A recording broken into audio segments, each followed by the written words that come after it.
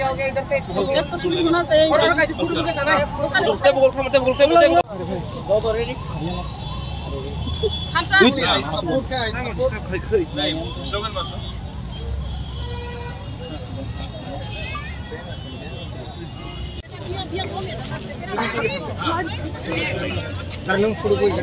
हम लोग अभी का खबर लगा के आप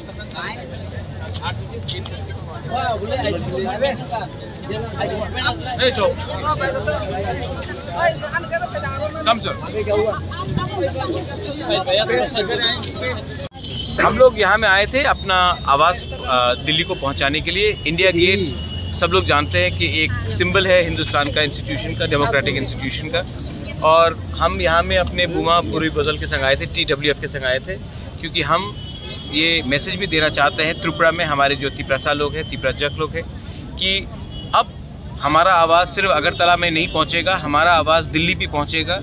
और अगर दिल्ली ने हमारा आवाज़ नहीं सुना तो हम उनको अपना आवाज़ इलेक्शन में दिखाएंगे।